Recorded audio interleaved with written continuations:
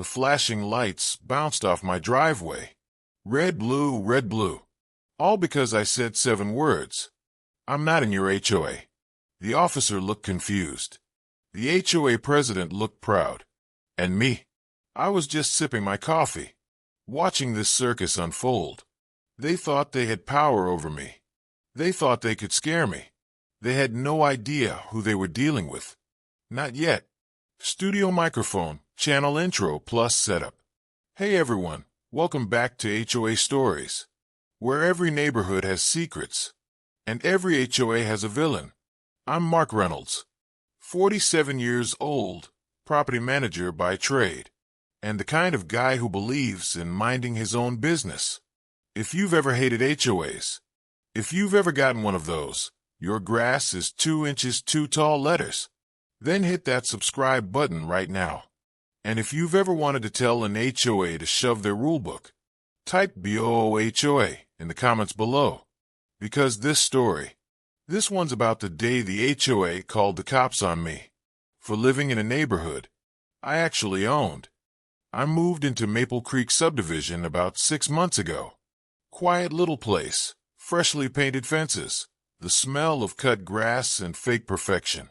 It looked like the kind of neighborhood where everyone smiles, but their smiles are tight, like rubber bands about to snap. I wasn't looking for trouble. I just bought the entire block of rental homes through my company. Simple investment, steady tenants, nothing crazy. But to them, I was a stranger. A man who didn't wave during morning walks. A man who parked a truck instead of a shiny sedan. A man who didn't show up to the HOA meetings every Thursday night with cookies and complaints. So one morning, I find a paper taped to my mailbox. Notice of violation, unauthorized vehicle on property. I stared at it, laughed a little, because the truck, the one they were whining about, was parked on my own driveway. I called the number at the bottom. A woman answered, with that sharp, sugary voice you can only get from someone who lives for HOA drama. This is Karen, Maple Creek HOA president. How may I help you? I told her politely, I think there's been a mistake. I'm not actually part of your HOA. Silence. Then laughter.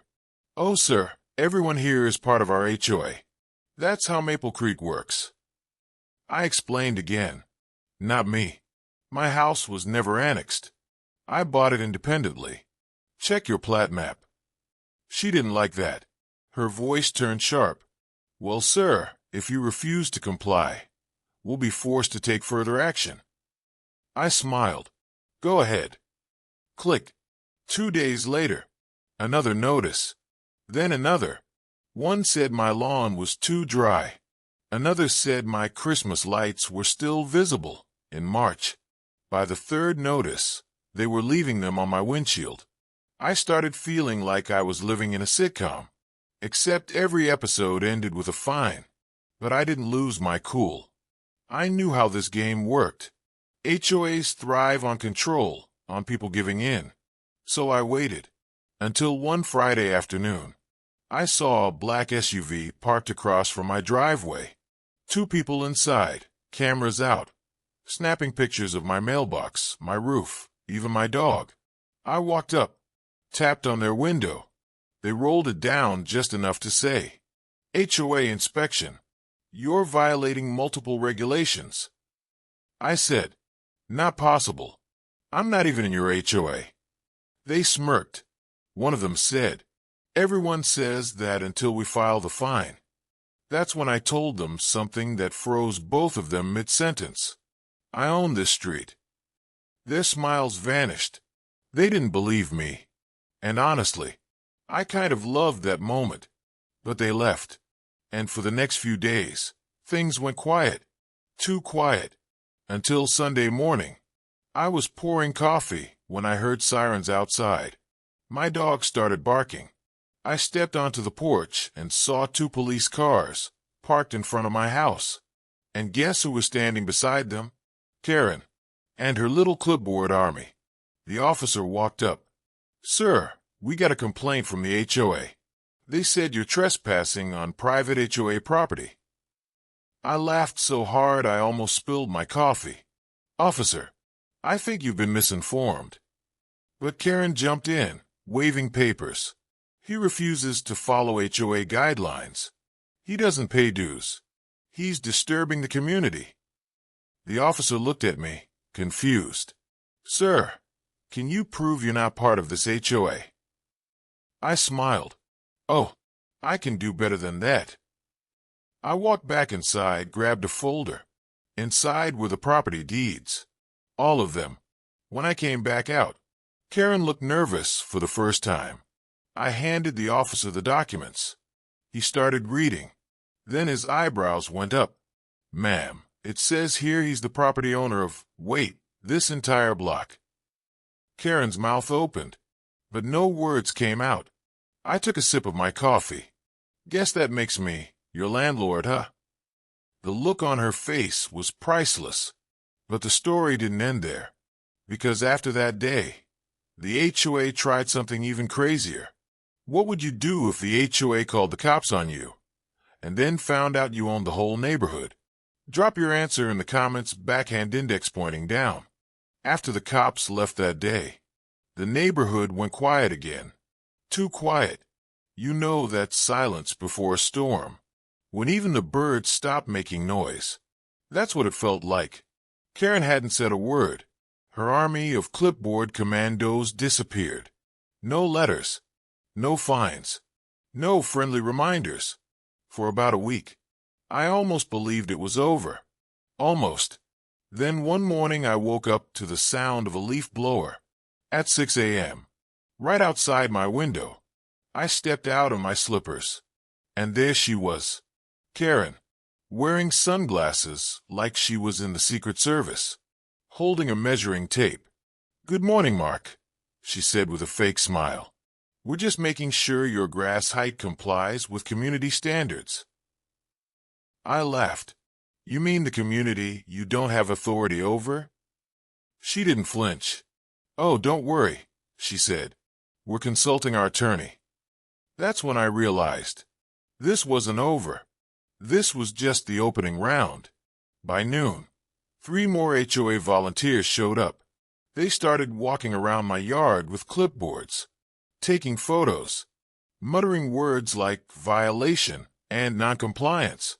My tenants across the street were watching from their porches. I could see them whispering. They looked terrified, because that's what HOAs do best. They scare people into silence. I went inside, made myself another cup of coffee, and decided to make a few calls of my own. First, I called county records. Then I called code enforcement. Then finally my attorney. I wasn't going to play their little note-and-fine game. If they wanted legal, I'd bring legal. 2 days later, I hosted a neighborhood coffee meetup at my driveway. No HOA banners. No agenda. Just free donuts and caffeine. People came. Curious. Cautious. I introduced myself properly. Told them I wasn't there to fight anyone. Just to make things clear. I own these properties, I said. I manage them fairly. No unnecessary rules. No hidden fees. You pay rent. You live your life. You could see the relief wash over people's faces. A woman named Linda stepped forward. She whispered, "You mean Karen can't fine us anymore for the color of our curtains?" I smiled. Not unless she's your interior designer. The crowd laughed. For the first time, the tension cracked. But then, guess who pulled up in her white SUV? Karen. She slammed the door so hard her sunglasses slipped down her nose. "Mark Reynolds," she shouted, "you're violating community code by hosting an unauthorized event." I raised an eyebrow. "You mean the event happening on property I own?" She looked around, realized everyone was watching. Her face turned red. "This neighborhood has standards," she snapped, "and I will not allow chaos." I stepped closer, calm, almost friendly. "Karen," I said, "you're welcome to join us for coffee, but you might want to bring your lawyer next time." The crowd chuckled.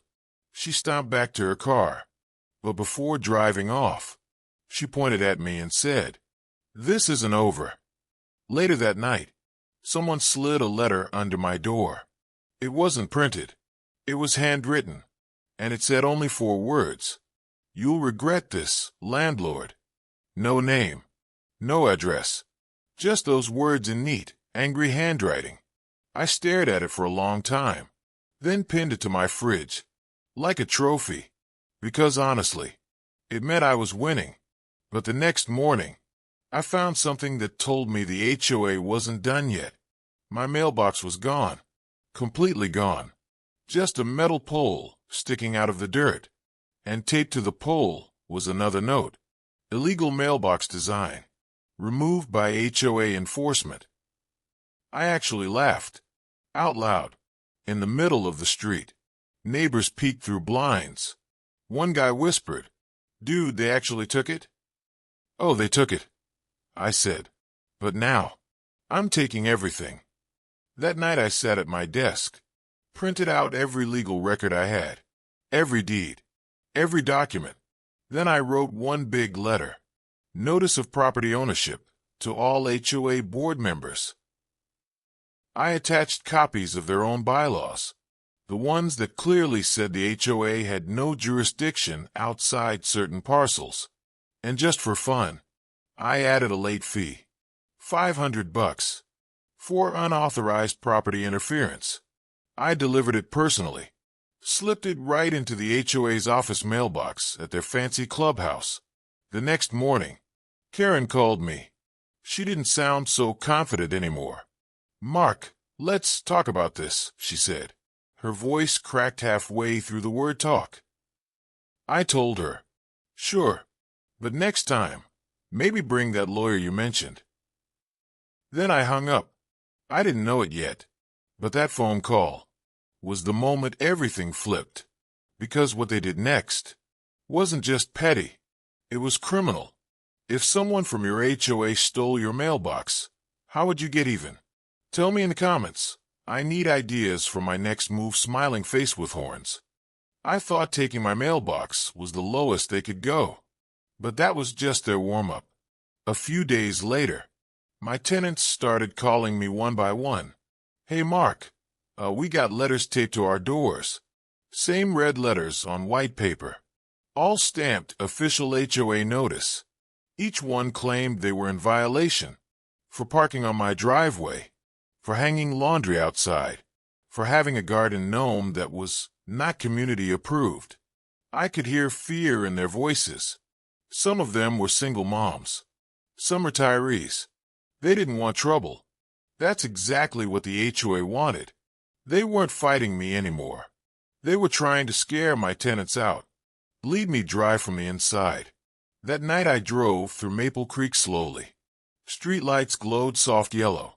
Every house looked peaceful, but I could feel the tension in the air. When I reached my corner lot, there it was again. Karen's white SUV, parked right across the street. Headlights off, engine still running. I pulled into my driveway, got out, and just stared at her. She rolled her window down. "Still think you're not part of this community, Mark?" I walked closer, calm, smiling. "I don't think," I said. "I know." She smirked. "You'll see. The board has decided to file a lien." Then she rolled her window up and drove away. A lien on property I owned free and clear. That's when I realized something. They weren't crazy. They were desperate. Next morning, I went straight to the county clerk's office. The lady at the desk, sweet older woman named Jan, looked up from her computer. "Oh, Maple Creek again," she said. I raised an eyebrow. "You've heard of them?" She chuckled. "Everyone's heard of them.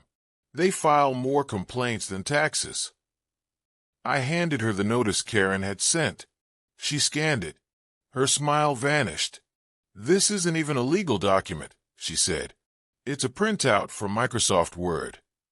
I laughed, loudly. People in line turned to look. Jan smiled again. Would you like me to file a complaint against the HOA for harassment? I thought about it for a second, then said, not yet. I have something better in mind. That evening I drove home. Sunset made the houses glow orange. It was too perfect, like a postcard. I parked, sat for a while, and started planning. You see, I knew something Karen didn't. The Maple Creek HOA didn't actually own their clubhouse. The developer still held the title. And that developer sold it to my company months ago, which meant, technically, they'd been holding their meetings. In my building, I smiled so hard I almost spilled my coffee again. 2 nights later, they had a mandatory HOA board meeting. You know, I showed up. They all froze when I walked in. Karen was mid-sentence about community image. I stood at the doorway and said, "Evening, everyone, sorry I'm late. My building, my rules." You could hear a pin drop. One of the board members whispered, "What do you mean your building?" I dropped a folder on the table. Inside, ownership papers, purchase receipts, property title. "Bought it 6 months ago," I said. "Guess I'm technically your landlord too." Karen's jaw literally dropped. No sound came out, just that stunned, open-mouthed silence. I looked around, smiled, and said, "Rent's due on the 1st." A couple people laughed. Even her vice president tried to hide a grin. Karen stood up, red-faced. "This is harassment." I leaned on the table. "No, Karen, this is ownership." Then I picked up one of their violation notice forms from the stack, looked at it, and said, "By the way, your printer's low on toner." I walked out. The door clicked behind me, and I swear, that silence felt like victory. But victory in HOA land never lasts long. The next morning I woke up to find spray paint across my garage door. Landlord scum. Bright red.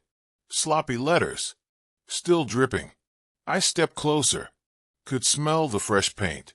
They'd finally lost it. I didn't call the cops right away. I just stood there, quiet, watching the paint dry in the morning sun. Because I knew. This was the breaking point. The moment where petty became criminal. And I was going to let them dig their own hole deeper. Before I buried the whole board in it. With paperwork. That night I called my lawyer. Told him everything. The fake fines. The stolen mailbox. The vandalism. He chuckled. "Mark, they're finished. We'll handle it." I hung up, sat back, and stared out my window. Karen's SUV drove by slowly. She looked right at me. I raised my coffee mug and smiled. She didn't wave this time.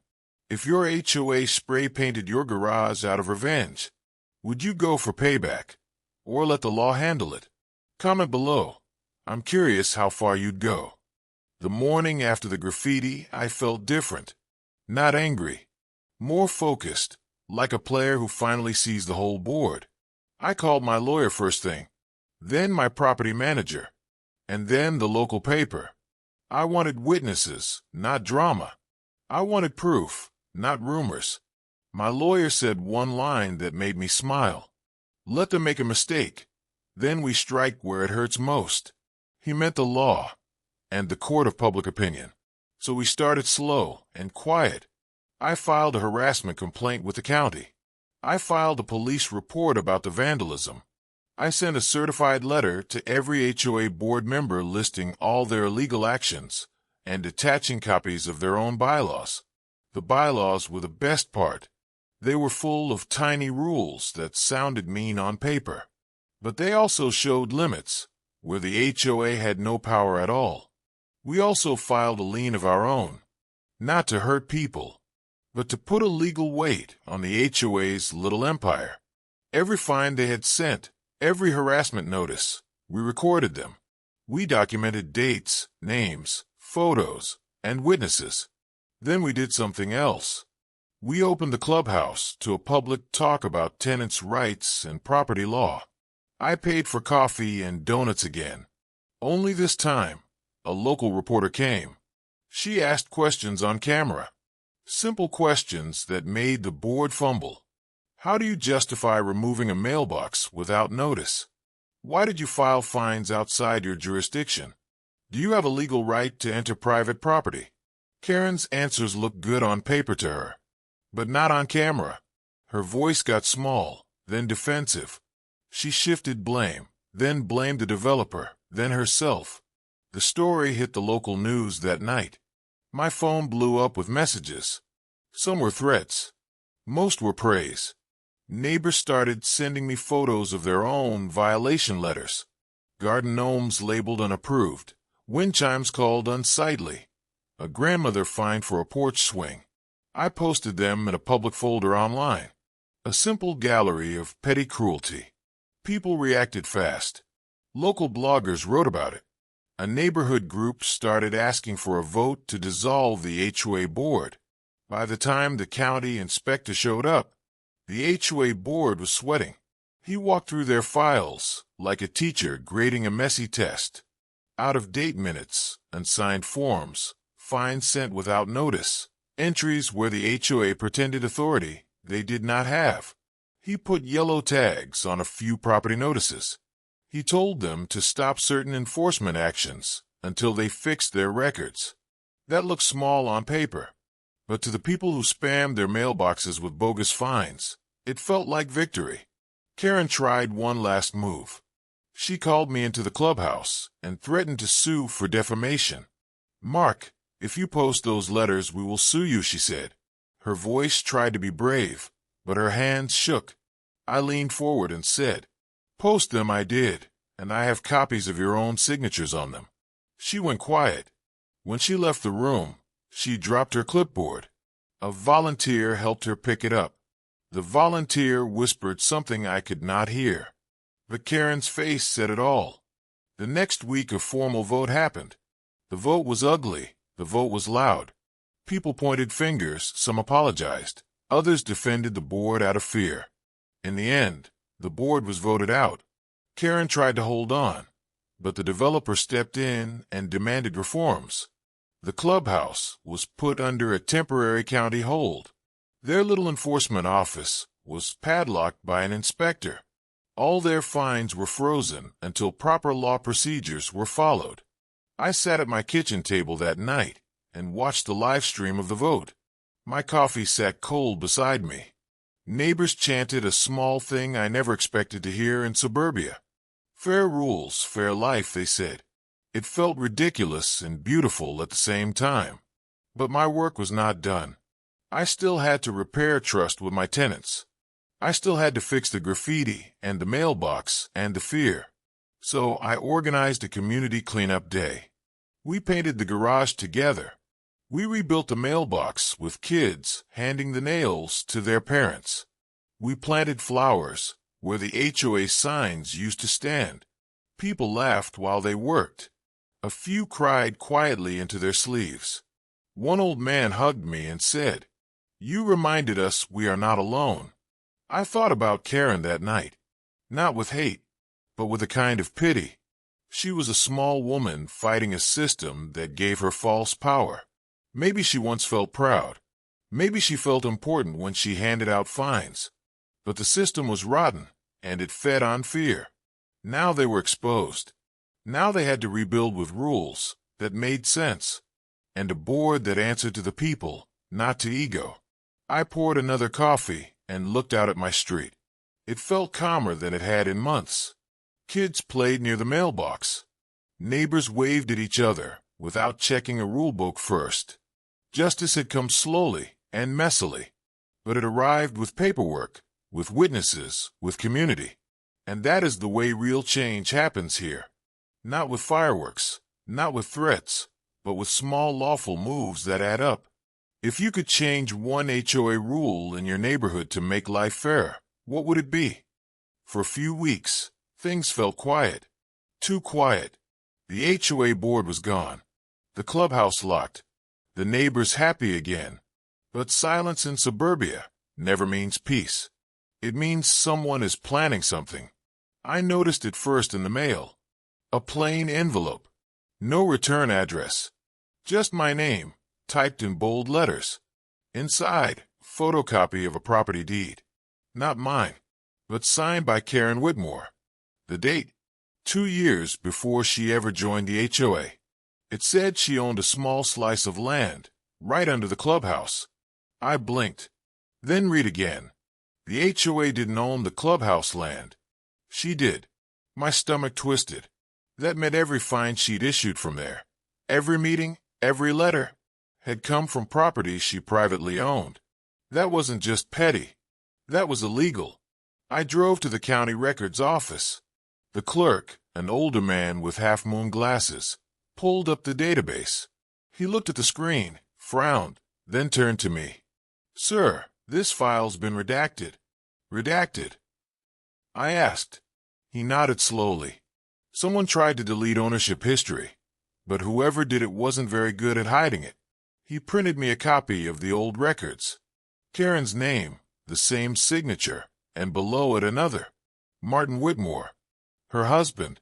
I hadn't seen him in months. He'd vanished right around the time she got elected HOA president. Rumor was he worked overseas. Rumor was he ran off with someone. Rumor was no one really knew. I folded the papers into my jacket pocket and drove home with that eerie silence humming behind me. When I got home, something new waited on my porch. A note taped to the mailbox. It wasn't a threat. It was a warning. "Stop digging, Mark. You won't like what you find." The handwriting was rushed, almost shaky. But it wasn't Karen's. It looked like Martin's. That night I sat on the porch watching the streetlights buzz. My phone lit up with a message from an unknown number. "Nice night for coffee, landlord." I stared at it until the screen dimmed. Whoever sent it knew me and my habits. The next morning I walked to the clubhouse gate. A faint light flickered inside. Through the dusty window I saw shadows, 2 people arguing. One tall, one small. The small one looked like Karen. The tall one moved like someone who hadn't been there for a while. I raised my phone to take a photo. The light went out. When the door opened again, only Karen stepped out. She walked to her car, fast. Her eyes darted toward me, then away. I followed the sound of her tires, fading down the street, and saw the back door of the clubhouse slightly open. I shouldn't have gone in, but curiosity always wins in my neighborhood. Inside, the air smelled like dust and secrets. Papers covered the table, a broken mug on the floor, and one file folder labeled HOA Income Adjustments. Inside were checks, big ones, all addressed to Karen's company, not the HOA. She'd been routing HOA fees into a private LLC. Her own. Every violation fine, every maintenance fee, every legal cost went straight into her pocket. No wonder she'd fought so hard to stay in charge. I took pictures of everything, then left before anyone saw me. That night I called the same reporter. She answered half asleep, but woke up fast when I told her. She asked if I had proof. I said yes, and sent her the photos. She said, "Mark, this isn't just HOA corruption, this is fraud." By morning, the story hit online. The headline read, "Local HOA President Caught in Hidden Property Scam." The comments section exploded. Some people defended her. Most didn't. The county sheriff's office opened an investigation. Karen stopped answering her phone. Her car vanished from the driveway. 2 days later, a moving truck showed up, and by evening, her house was empty. No goodbye, no closure, just a ghost where power used to live. But even then, the mystery wasn't over. The county clerk called me a week later, said he'd been reviewing those redacted records again, and found something odd. The ownership of the clubhouse land had quietly transferred to a new name, a name I didn't recognize, Blue Ridge Holdings LLC, a company formed just 3 days after the news broke. Someone was still playing the game, just wearing a new mask. If you uncovered corruption like this in your neighborhood, Would you go public? Or keep quiet and protect yourself? The week after the news broke, the neighborhood changed. People whispered more quietly. Cars slowed when passing the clubhouse. The laughter at night sounded forced. Karen's house sat empty. But sometimes, the porch light flickered on by itself. I told myself it was a timer. But deep down, I wasn't sure. The sheriff's office called me twice for statements. They said they were investigating possible misuse of HOA funds and unlawful land transfers.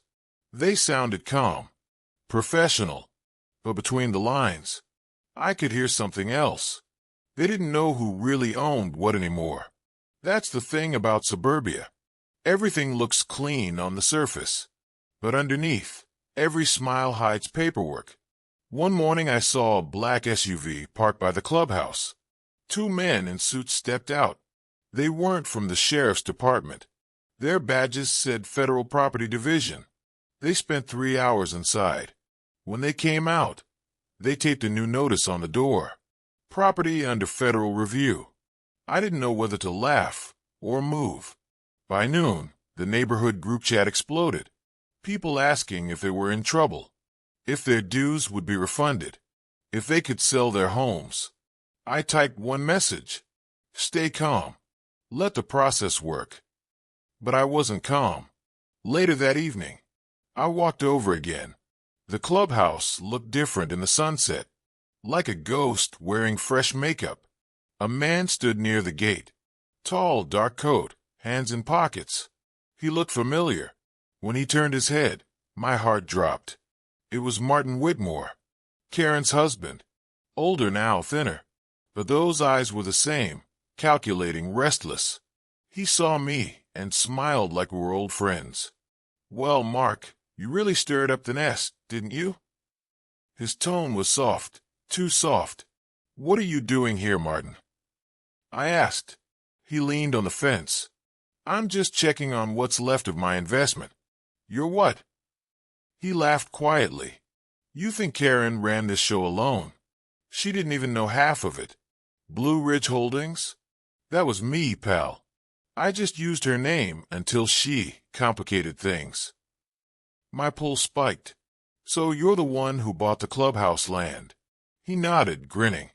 Not just the clubhouse. 3 of the rental homes, too, including that nice corner lot of yours. I froze. That's impossible. I own my property outright. He shrugged. Maybe. Maybe not. Paperwork's funny like that when people don't read the fine print. He turned to leave and tossed one more line over his shoulder. You started a war, Mark. You just didn't realize who built the battlefield. Then he disappeared into the SUV, and the taillights vanished into the dusk. That night I sat with my files spread across the kitchen table again. Deeds, letters, fines, photographs. I combed through every signature, every date, every name. And there it was, in one old lease transfer document. The signature didn't belong to me. It looked forged. And right beneath it, a notary stamp registered to Blue Ridge Holdings. I leaned back in my chair and stared at the ceiling. Karen wasn't the real mastermind. She was a puppet, and the man pulling the strings just declared war. I didn't sleep that night. Every sound made me look at the window. Every passing car light made my heartbeat spike. The next morning, my lawyer called. He'd gotten a letter from Blue Ridge Holdings, a cease and desist. They claimed I'd interfered with corporate property and defamed a licensed housing entity. It was laughable and terrifying, because this wasn't an HOA fight anymore. This was corporate. These weren't petty neighbors with clipboards. These were people with lawyers, money, and reach. But I wasn't about to fold. Not after everything. I spent the day scanning every document I owned. I sent copies to the reporter, to the sheriff, to the state housing office. If they wanted a war of paperwork, they were about to get one. What would you do if the HOA drama in your neighborhood suddenly turned into a corporate battle? The The cease and desist letter sat on my desk for 3 days. I didn't touch it, didn't frame it, didn't tear it up. I just let it sit there, like a threat waiting to rot. By then, half the neighborhood knew about Blue Ridge Holdings. The news reporters called twice a day. The HOA page was full of people demanding refunds, answers, resignations. But Martin, nowhere to be found. Until one morning, I woke up to a knock at my door. Not the police, not the HOA. A courier. He handed me a thick envelope marked property sale notice. I opened it slowly. Inside were 4 words that made my stomach twist again. Offer of transfer accepted. It said Blue Ridge Holdings had sold all their neighborhood holdings. Every house, every patch of land, even the clubhouse, to a new entity, Maple Grove Estates LLC. I'd never heard of it. I called my lawyer immediately. He dug through the paperwork and started laughing. Not the happy kind. "Mark, you're not going to believe this," he said. "What now?" He sent me a PDF. I opened it, and there it was, under new owner. The name wasn't a company. It was mine. Mark Reynolds. I blinked. "Read again." "What, how?" My lawyer said, "Apparently you were the highest claimant under the Fraud Restitution Act. Blue Ridge's assets got frozen. The government seized their holdings, then reassigned the HOA's land to you for damages." I just sat there, coffee half drunk, brain half broken. The same HOA that fined me for mailbox color now worked for me. The clubhouse, the roads, the signs, all of it. Technically, I was now the landlord of the HOA. When the county clerk confirmed it in writing, I didn't laugh. I just stared at the document and whispered, they really shouldn't have called the cops that day. A week later, I walked into the same clubhouse, the one where Karen once stood, the one where Martin whispered in shadows. The room smelled like lemon cleaner and dust. People turned as I walked in. Old board members, new ones trying to rebuild. "Mr. Reynolds," one of them said, "we didn't expect you." I smiled. Yeah, neither did I. They looked nervous. So I lifted a single sheet of paper from my folder. "Effective today," I said. "This HOA is dissolved. The land and assets are under private management. I recommend you all find better hobbies." No one spoke. Some smiled. One woman clapped quietly. I walked outside. The air felt lighter than it had in months. The sign that once said, HOA Enforcement Area, now had a handwritten note taped across it. Under new management, the landlord you called the cops on. Neighbors laughed when they saw it. One old man took a selfie beside it. By evening, the whole street looked alive again. Kids played basketball in driveways. Music drifted from open windows. No one measured mailbox heights anymore. Justice didn't come fast, but it came beautifully. I poured my coffee that night, sat on the porch, and smiled for the first time in months. This neighborhood used to run on fear. Now it ran on freedom. And somewhere out there, Karen and Martin were probably watching the news, seeing the headline scroll across the screen. HOA that harassed landlord, now owned by him. I raised my cup and whispered to the night, here's to poetic justice, one HOA at a time. If you ever got the chance to become the landlord of the people who wronged you, would you show mercy or let karma handle it? Funny thing about power, some folks think it comes from titles.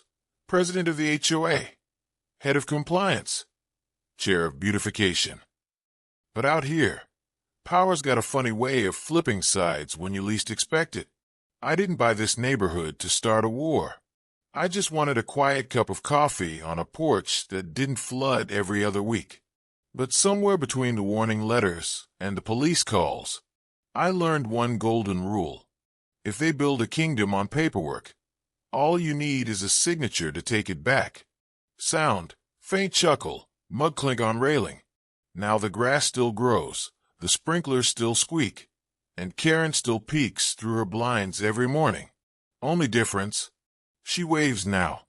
Beat pause. Light instrumental outro fades in. Mark. So if your HOA ever knocks on your door with a rule book and a clipboard, just smile. You never know. Next month, you might own their clubhouse.